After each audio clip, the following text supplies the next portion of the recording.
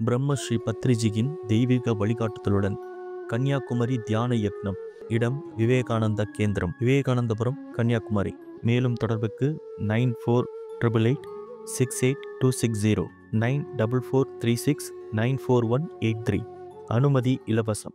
So இந்த mind அப்படின்றது எப்படி இருக்குன்னா, நாலு நாலு மனிதர்களையும் பார்க்கலாம். நம்ம 4 விதமான மனிதர்களையும் அவர் வந்து காட்டிட்டு இருக்காரு. இது ஆக்சுவலா கண்ணுக்கு தெரியாதது. ஆனால் நம்மளுடைய என்லைட்மெண்ட் பாதையில இத வந்து நம்ம தெரிஞ்சுக்கிட்டாலே, அத வந்து வெளிச்சத்துக்கு கொண்டு வந்தாலே பாதி பிரச்சனை தீர்ந்துடுமா. ஸோ இந்த சோலுக்கும் அந்த பாடிக்கும், நம்ம ஆன்மாக்கும் நம்மளுடைய உடலுக்கும் நடுவுல இந்த மைண்ட் இருக்கு. ஸோ இந்த மைண்ட் எப்படி இருக்குன்னா 4 விஷயமா இருக்கு. ஸோ ஒன்று வந்து இன்டெலிஜென்ஸ் அப்படின்றாங்க, அதாவது புத்திசாலித்தனம், அறிவாற்றல் அப்படின்லாம். ஸோ அதுக்கப்புறம் வந்து இன்டலெக்ட் அப்படின்னா புத்தி, அதாவது அறிவு அப்படின்னு சொல்லிக்கலாம். அதுக்கப்புறம் சம்ஸ்காரா பாடி, நம்மளுடைய சம்ஸ்காரங்கள். அப்புறம் சித்தா, உங்களுக்கு வந்து உடம்புல வந்து உங்களுக்கு ஒரு ஃபிசிக்கலாக ஏதாவது ஒரு கோரிக்கை இருக்குன்னா அந்த புத்தி அப்படின்றது வந்து அந்த புத்திசாலிக்கு தான் கொண்டு போய் சேர்க்குமா இந்த உடம்புடைய கோரிக்கைகள். ஏன்னா இதுக்கு வந்து ஆராய்ச்சி பண்ணி அது என்னன்னு கண்டுபிடிக்க தெரியாது. இதுக்கு வந்து அந்த ஃபீலிங் மட்டும்தான் இருக்கும். அந்த ஃபீலிங்கை மட்டும் புத்திசாலிக்கு கொடுக்கும். அந்த புத்திசாலி வந்து அதனுடைய லாஜிக்கெல்லாம் யூஸ் பண்ணி அதை பல இடங்களில் தவறான ஒரு எக்ஸ்பிரஷனாக மாறிடும். ஸோ அவங்கள வந்து அப்படியே உன்னுடைய நீ வந்து ஒரு நெகட்டிவ் பர்சன் அப்படின்ற ஒரு எண்ணத்திலேயே அவங்களுடைய புத்தியும் புத்திசாலி, அவங்களுடைய இன்டெலிஜென்ஸும் இன்டலெக்டுக்கே அதை விட்டுடலாம். ஸோ இந்த உலகம் வந்து எப்பயுமே வந்து ஒரு நிலையில்லாத, எப்பயுமே ஒரு குழப்பமாக இருக்கிறது தான். அப்புறம் வந்து நீங்கள் ப்ரெடிக்ட் பண்ண முடியாமல், அதாவது என்ன நடக்குமோ அப்படின்னு முன்கூட்டியே தெரிஞ்சுக்க முடியாமல் அப்படிதான் இருக்கு. நிறைய குழப்பங்களுக்கு இடையில அப்புறம் நிறைய ஒரு கட்டுக்கோப்பா அந்த மாதிரி எதுவுமே கிடையாது. இந்த உலகம் எப்பயுமே மாறிக்கிட்டே தான் இருக்கு. சம்ஸ்கார பாடி என்ன பண்ணுதுன்னா, இந்த உலகத்துல இருக்கிற எல்லா விஷயங்களையும் வந்து ஒரு ஒழுக்கத்துக்கு கொண்டு வரணும். எல்லாமே ஒரு நிலையா இருக்கணும்.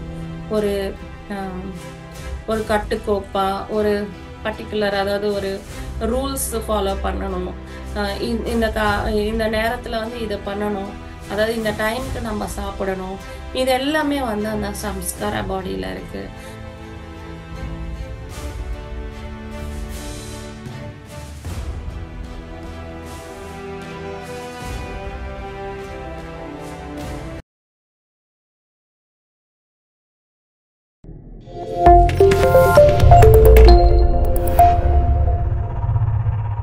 வணக்கம் மாஸ்டர்ஸ். பிஎம்சியில சுவாத்தியாய பகுதிக்கு அனைவரையும் வரவேற்கின்றேன். ஸோ ஆன்மீக நண்பர்களுக்கு வணக்கங்கள். முதல் கனியாக பிரம்மரிஷி பிதாமகா பத்ரிஜி அவர்களுக்கு மனமார்ந்த வணக்கங்களை சொல்லி நம்ம இந்த புத்தகத்துக்குள்ள போகலாம். ஸோ நம்ம வந்து இம்மோர்டல் டாக்ஸ் அப்படின்ற சூன்யா அவர்கள் எழுதிய புத்தகத்தை பார்த்துட்டு இருக்கோம். இதுல வந்து நாம இன்விசிபிள் 4 அப்படின்ற இது வந்து 3வது சாப்டர், இன்விசிபிள் 4. ஸோ இதுல வந்து முக்கியமான விஷயங்களை நம்ம தெரிஞ்சுக்கிறோம். அதாவது நம்ம மைண்ட் அப்படின்றது எப்படி இருக்கு, அதாவது நம்ம வந்து வெறும்னே மைண்ட் அப்படின்றோம். அதுல வந்து எத்தனை பகுதிகள் இருக்கு, வெறும் மூளை மட்டும் கிடையாது. அதுல வந்து எத்தனை விஷயங்கள் இருக்கு, அதெல்லாம் நம்ம லைஃப்ல எப்படி வந்து எஃபெக்ட் பண்ணுதுன்னு பார்த்துட்டு இருக்கோம். ஸோ இந்த மைண்ட் அப்படின்றது எப்படி இருக்குன்னா, நாலு நாலு மனிதர்களையும் பார்க்கலாம். நம்ம 4 விதமான மனிதர்களையும் அவர் வந்து காட்டிட்டு இருக்காரு. இது ஆக்சுவலா கண்ணுக்கு தெரியாதது.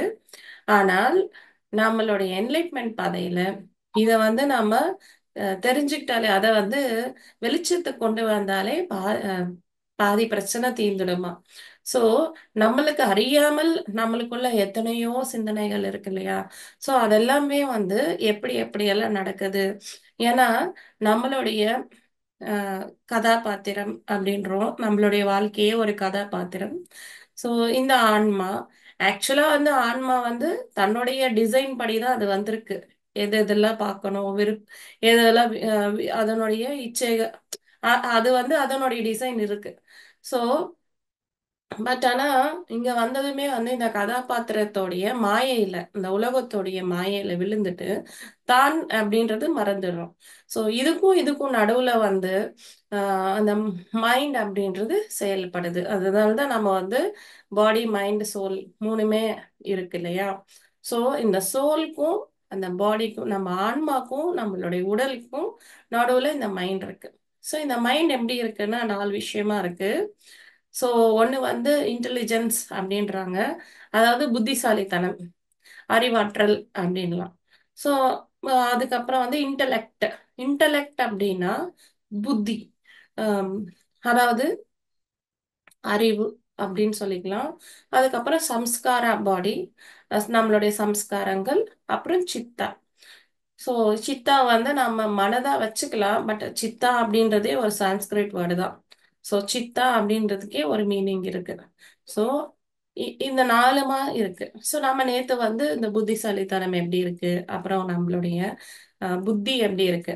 முக்கியமா வந்து அந்த புத்திசாலித்தனம் என்ன பண்ணோம்னா, நம்மளுடைய கடந்த காலத்தையும் வருங்காலத்தையும் சேர்த்து வச்சு ஒரு பாதுகாப்பான நிலைக்கு கொண்டு போகணும்.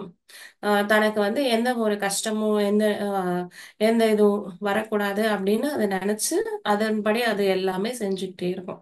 அது எவ்வளவு கஷ்டம் வந்தாலும் வந்து அது வந்து செஞ்சு முடிக்கும். ஏன்னா தன்னுடைய வருங்காலத்தை அது பாதுகாக்கணும். ஸோ அதுதான் அந்த புத்திசாலித்தனத்துடைய ஒரே ஒரு விஷயம். அதுக்கு வந்து லாஜிக்கல் மைண்ட் அப்படின்றது இருக்குமா, அதாவது இது சரி இது சரி கிடையாது. அப்புறம் அதுக்கு வந்து மெமரி கூட இருக்கு.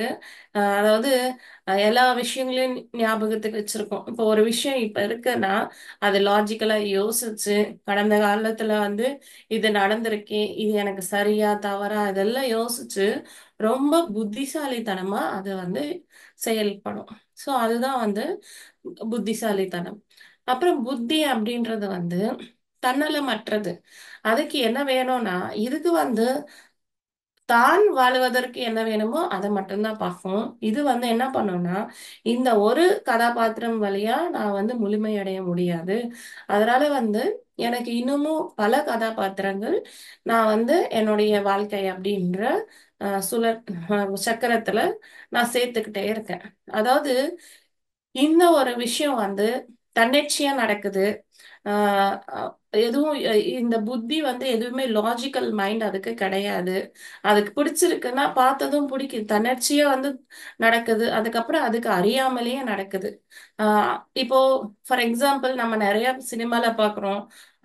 இப்போ வந்து ரெண்டு பேர் வந்து காதலிக்கிறாங்களா, நீ எனக்கு ஏன் பிடிச்சிருக்கன்னு சொல்ல முடியாது அப்படின்றாங்க இல்லையா? சோ அந்த மாதிரி ஒரு புத்தி அப்படின்றது வந்து ஒருத்தர் ஏன் பிடிக்கிறாரு பிடிக்கல அப்படின்றதுக்கான காரணம் வந்து அதுக்கு தெரியாது. அது வந்து அன்கான்சியஸா அதுக்கு நடைபெறுது. பட் ஆனா அந்த புத்தி என்ன பண்ணுமா, இப்போ ஒரு நண்பனை நீங்க தேர்ந்தெடுக்கணும் அப்படின்னா அது பார்த்ததுமே அதுக்கு பிடிச்சிருந்தா அது நண்பனை, அவன் எப்படிப்பட்டவனா இருந்தாலுமே அது நண்பனா ஏத்துக்கும். பட் ஆனா அது மறுபடியும் அந்த புத்திசாலி கிட்ட போயிட்டு சொல்லும்போது அந்த புத்திசாலி என்ன பண்ணோம்னா, ஃபர்ஸ்ட் பார்த்ததுமே அவன் நண்பன் ஆயிடுறான். அதுக்கப்புறம் வந்து யோசிக்க ஆரம்பிக்கிறான் இந்த புத்திசாலி. என்னன்னா இவன் வந்து நம்மளுடைய ஃபியூச்சர்ல வந்து எப்பயாவது ஹெல்ப் பண்ணுவானா பண்ண மாட்டானா, அந்த மாதிரி அனாலிசிஸ்ல வந்து புத்தி பண்ணாது. புத்திசாலி மட்டும்தான் பண்ணும். ஸோ அந்த புத்தி அப்படின்றது வந்து தன்னலமற்றதா இருக்கு. அதுக்கு வந்து எதுவுமே தெரியாது. பிளஸ் அதுக்கு வந்து ஆஹ் எதுவுமே சொல்ல முடியாது. ஃபார் எக்ஸாம்பிள் உங்களுக்கு வந்து உடம்புல வந்து உங்களுக்கு ஒரு பிசிக்கலா ஏதாவது ஒரு கோரிக்கை இருக்குன்னா அந்த புத்தி அப்படின்றது வந்து அந்த புத்திசாலிக்கு தான் கொண்டு போய் சேர்க்குமா இந்த உடம்புடைய கோரிக்கைகள். ஏன்னா இதுக்கு வந்து ஆராய்ச்சி பண்ணி அது என்னன்னு கண்டுபிடிக்க தெரியாது. இதுக்கு வந்து அந்த ஃபீலிங் மட்டும்தான் இருக்கும். அந்த ஃபீலிங்கை மட்டும் புத்திசாலிக்கு கொடுக்கும். அந்த புத்திசாலி வந்து அதனுடைய லாஜிக்கெல்லாம் யூஸ் பண்ணி அது பல இடங்கள்ல தவறான ஒரு எக்ஸ்பிரஷனா மாறிடுமா. ஸோ நம்மளோட பிசிக்கல் பாடிக்கு வர்ற கோ கோரிக்கைகள் மற்றும் அதுக்குன்னு தேவைகள் இருக்கு இல்லையா? அதை எல்லாமே வந்து இந்த புத்திசாலி வந்து தன்னுடைய கடந்த கால ஞாபகங்கள் எல்லாத்தையும் வச்சுட்டு, அது வந்து தவறா பிரதிபலிக்குமாம். ஸோ இந்த இடத்துலயே வந்து இந்த ஆன்மாக்கும் இதுக்கும் வந்து அந்த லிங்க் வந்து சரியா கம்யூனிகேட் ஆறது கிடையாது. ஸோ அங்கேயே பிரச்சனை வருது. ஸோ இந்த உலகத்திலேயே நெறைய அ பாதி பிரச்சனை எப்படி இருக்குன்னா, அ நான் அப்படின்ற ஒரு விஷயம் இருக்கு. அதாவது புத்திசாலித்தனம். அதனால எந்த பிரச்சனையும் கிடையாது. பட் ஆக்சுவலா என்ன பிரச்சனைன்னா, அ அவ் இப்ப ஒருத்தருடைய சுய அ அந்த புத்தி அப்படின்றது இயங்கும் இல்லைங்களா? அவங்க வந்து எது கிடைச்சா யாரெல்லாம் இருந்தா, எந்த விஷயங்களா இருந்தா கம்ப்ளீட் ஆவாங்க அப்படின்ற அவங்களுடைய சுய அனுபவத்தை எல்லாருக்கும் எல்லாருக்கும் இப்படிதான் இருக்கும் அப்படின்னு மத்தவங்க மேலயும் தெளிக்க ஆரம்பிக்கிறாங்க. அதாவது தன் தனக்கு வந்த அந்த ஃபீலிங்க எல்லார் மேலயும் அவங்க தெளிக்க ஆரம்பிக்கிறாங்க.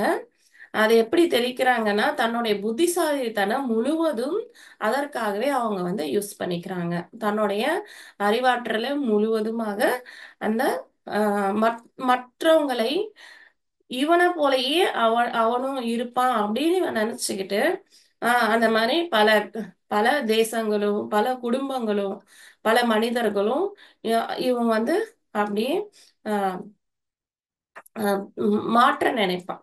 ஸோ அங்கேயே வந்து அந்த அ அந்த பிரச்சனை வந்துடுது இல்லையா? அப்புறம் வந்து இந்த புத்திசாலித்தனம் வந்து புத்தி வந்து அ தனக்குன்னு எந்த ஒரு விஷயமும் இருக்காது.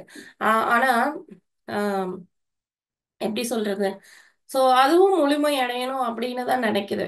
பட் ஆனா ஆக்சுவலா என்னது அது வந்து உண்மையிலேயே முழுமை அடைய முடியாது. அதாவது ஒரு குறிக்கோளற்ற பாதைக்கு வந்து அத நம்மள எப்பயுமே கொண்டு சேர்த்துக்கிட்டே இருக்கும் அப்படின்றாங்க. ஸோ அப்போ அவங்க அவங்க உடனே வந்து ஹனுமார் அவங்க வந்து ஒரு பாஸ் குடுக்குறாங்க. எல்லாருமே வந்து அம் அவங்கவங்க அவங்கவங்களுடைய வாழ்க்கையில வந்து என்ன நல்ல விஷயம் நடக்குதோ அப்படி அதெல்லாம் பார்க்குறாங்க. பிளஸ் இதையும் சொல்றாங்க. அந்த புத்தி அப்படின்றது எப்படி இருக்கும்னா, நெறைய கதை கேட்குமா, நெறைய பேரோட அனுபவங்கள கேட்பாங்க.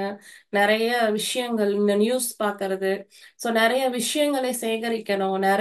இந்த உலகத்துல இருக்கிற எல்லா ஞானமும் தான் பெறணும் அப்படின்ற ஒரு ஆர்வத்துல தான் அந்த புத்தி இருக்கும். ஏன்னா, அதனுடைய நோக்கம் என்னன்னா, எல்லாமே வந்து தன்னுள் இருந்துட்டா, அப்போ தான் வந்து அ கம்ப்ளீட் ஆகலாம் அப்படின்னு புத்தி நெனைக்கும்.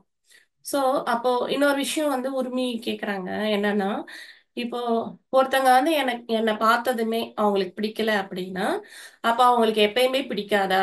அப்படின்றாங்க. அ அப்போ வந்து உன்னுடைய ஒருத்தருடைய புத்தி வந்து உன்ன விரும்பல அப்படின்னா, உன்ன பிடிக்கல அப்படின்னா, அப்போ அ அதோட போராடுறது வந்து அ வேஸ்ட் தான். அது வந்து மறுபடியும், மறுபடியும் அதோட போராடணும்னு அவசியம் கிடையாது.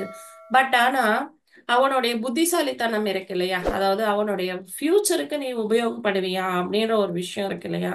ஸோ அதுல வந்து நீ வந்து நீ வந்து பிரசன்ட் பண்ணிக்கலாம். நீ வந்து உன்னுடைய நல்ல குணங்களை, உன்னுடைய உபயோகங்களை அவனுக்கு வந்து சொல்லி நீ வந்து உன்ன தெரியப்படுத்தலாம். அப்படியும் உன்ன முழுமையா நீ வந்து தெரியப்படுத்தியும் வந்து, அந்த புத்திசாலித்தனத்துக்கும் வந்து உன்னால வந்து எந்த உபயோகமும் இல்ல அப்படின்னு அது நெனச்சுச்சுன்னா, இந்த புத்திக்கும் வந்து அது பிடிக்கல. அதனால வந்து அவங்களோட போராடுறது அ அ தேவையே கிடையாது. ஸோ அவங்கள வந்து அப்படியே நீ வந்து ஒரு நெகட்டிவ் பர்சன் அப்படின்ற ஒரு எண்ணத்திலேயே அவங்களுடைய புத்தியும் புத்திசாலி. அவனுங்களுடைய இன்டெலிஜென்ஸும் இன்டெலெக்ட்டுக்கே அதை விட்டுடலாம். அ அ அவங்களுடைய புத்தியும் புத்திசாலித்தனத்த நாம மாத்தணும் அப்படின்னு முயற்சி பண்ணாலுமே வந்து அது நடக்காத காரியம். ஏன்னா, அது வந்து அவங்கவங்களுக்கே இருக்கிற ஒரே தனியான ஒரு அம் கேரக்டர் தான் அப்படின்றாங்க. ஸோ இதுக்கு ஒரு எக்ஸாம்பிள் சொல்றாங்க. என்னன்னா, ஸ்ரீராமனே வந்து நான் ராஜ்யம் வந்து 100% ஒரு ராஜானா எப்படி இருக்கணுமோ, அப்படி வந்து ஒரு ராஜ்யத்துல அ செய்யும்போதே ராஜ்யம் செய்யும்போதே நெறைய பேருக்கு வந்து அவர் மேல வந்து நெகட்டிவ் ஃபீலிங் வந்துதாம். ஏன்னா, அவனுடைய அ புத்திக்கு வந்து ஒரு ராஜானா எப்படி இருக்கணும் அப்படின்னு அவனுடைய கற்பனைக்கு ஒரு விஷயம் இருக்கு இல்லையா? ஸோ அவனுடைய புத்திசாலித்தனத்துக்கும் ஒரு விஷயம் இருக்கு இல்லையா? ஸோ அவனுடைய கற்பனைக்கும் அவனுடைய விருப்பு வெறுப்புகளுக்கும் ஏத்த மாதிரி அந்த ஸ்ரீராமன் வந்து இல்ல. ஸோ நிறைய பேர் வந்து அவரை வந்து நெகட்டிவா பேச ஆரம்பிச்சிருக்காங்க. அப்போ இது ஸ்ரீராமனுக்கும் தெரிய வந்துச்சாம். அப்ப அவர் என்ன தெரியுமா பண்ணாரு? ஸோ யாரையுமே வந்து அவர் வந்து குற்றம் காணாம, இது வந்து இன்னும் பிரச்சனை, அதாவது 2 பேரு, அதாவது ராமருடைய சப்போர்ட்டர்ஸ், அப்புறம் ராமர வந்து ஏத்துக்காதவங்க 2 பேருமே வந்து சண்டை போடுற அளவுக்கு அவங்க வந்து தயாராயிட்டாங்க. ஸோ இது இன்னமும் முன்னுக்கு கொண்டு போகாது அப்படின்ட்டு நெறைய மாங்ஸ வந்து அவர கூப்ட்டு, இந்த மாதிரி சன்னியாசிகள கூப்ட்டு, இந்த மாரி வந்து அ இது ஆன்மீகத்த பத்தி அ எல்லாருக்கும் சொல்லுங்க அப்படின்ட்டு, யாரு வந்து ராமருக்கு அனுகுணமா இருக்காங்களோ, அவங்க வந்து அவங்களுக்கு வந்து இது பரவால்ல. இது அ இது நம்மளுடைய மூளையோடைய செயல் தான். அதனால எந்த பிரச்சனையும் கிடையாது. அவங்களுக்கு பிடிக்கலன்னா, பிடிக்காத மாதிரி அப்படியே இருக்கட்டும் அப்படின்னு இவங்களுக்கு சொன்னாங்களாம். அவங்களுக்கு வந்து உங்களுக்கு பிடிக்கலன்னா, அது உங்களுக்கு அ சரியான ஃபீலிங் தான். அது வந்து ஒண்ணும் பிரச்சனை கிடையாது. அத அப்படியே வச்சுக்கோங்க அப்படின்ட்டு, இவங்க 2 பேரையும் மாத்த முயற்சி பண்ணல. உங்களுக்கு வந்த ஃபீலிங் உங்களுக்கு சரியானது அப்படின்ட்டு அவங்க எல்லாம் வந்து போதனை செய்ய ஆரம்பிச்சிருக்காங்க. ஸோ அப்படி ஒரு ராமர் இருக்கிற டைம்லயே, அவர பிடிக்காதவங்க இருக்கும்போது, அ இந்த உருவா அவங்களுக்கு சொல்றாங்க. உனக்கு வந்து நாளைக்கு நீ தலைவரா ஆன அப்புறமா, நெறைய பேர் வந்து உன்ன பிடிக்காம போகலாம். ஸோ அதுக்கெல்லாம் நீ தயாரா இருக்கணும் அப்படின்றாங்க. ஸோ அவரும் வந்து ஆமா. ஏன்னா அவங்களுடைய பார்வையில, அடுத்தவங்களுடைய பார்வையில நான் எப்படி இருக்கேன் அப்படின்றது, அது அது அவங்களுடைய புத்தியும், புத்திசாலித்தனத்துக்கும் உரிய ஒரு விஷயம். அதுல நான் வந்து எப்பயுமே வந்து அ இன்டர்ஃபியர் ஆகக்கூடாது. ஸோ இது வந்து அ ம அ தெரிஞ்சுக்கிட்டாலே எல்லா பிரச்சனைகளுமே சால்வ் ஆயிடுமா. ஸோ நான் அதாவது இந்த புத்தி மறுபடியும் மறுபடியும் என்ன பண்ணிட்டே இருக்குமா, அ நாம எல்லாருக்கும் பிடிக்கணும்.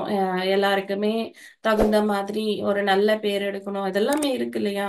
ஸோ அந்த புத்தி வந்து அத வந்து முயற்சி பண்ணிட்டே இருக்கும். பட் ஆனா அது தேவை கிடையாது. உனக்கு வந்து பார்த்ததுமே என்ன ஃபீலிங் வந்ததோ அது ஓகே தான். எந்த பிரச்சனையுமே கிடையாது அப்படின்றாங்க.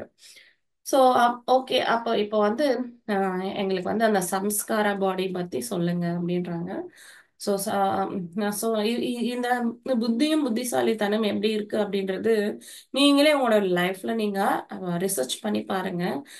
நாம எப்பல்லாம் புத்திசாலித்தனமா இருக்கோம், எப்பல்லாம் நம்ம புத்திய யோசிக்கிறோம் அப்படின்னு நீங்க ரிசர்ச் பண்ணி பாருங்க. ஸோ இப்போ நாம வந்து அந்த சம்ஸ்கார பாடி பத்தி பார்க்கலாம். ஸோ அ ஸோ ஹனுமார் அவங்க கேட்குறாங்க. ஸோ இந்த உலகம் வந்து எப்பயுமே வந்து ஒரு நிலையில்லாத, எப்பயுமே ஒரு குழப்பமா இருக்கிறது தான். அப்புறம் வந்து நீங்க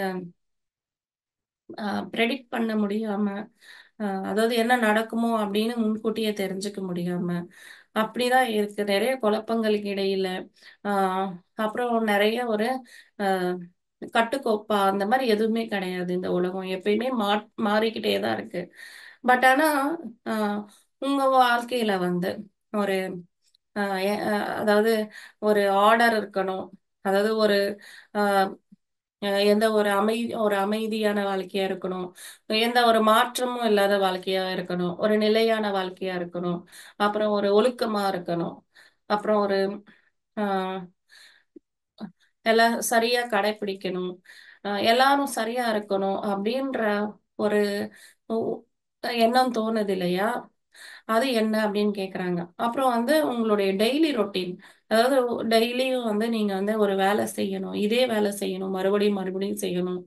ஸோ அப்படியும் இருக்கிற ஒரு அதாவது ஒரு ஒழுக்கம் அப்படின்ற ஒரு விஷயத்த வந்து எது கொண்டு வருது அப்படின்னா, நம்மளுக்கு அந்த சம்ஸ்காரா பாடி.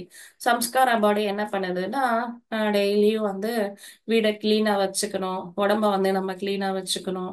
அப்புறம் அ இந்த உலகத்துல வந்து அமைதி இருக்கணும். தன்னுடைய கூட்டத்துல வந்து அமைதி நிலைநாடணும். அப்புறம் எல்லா விஷயமும் வந்து முன்கூட்டியே தெரிஞ்சுக்கிற மாரி இருக்கணும். அதாவது தெரிஞ்சுக்க முடியிற மாரி இருக்கணும் எல்லாமே.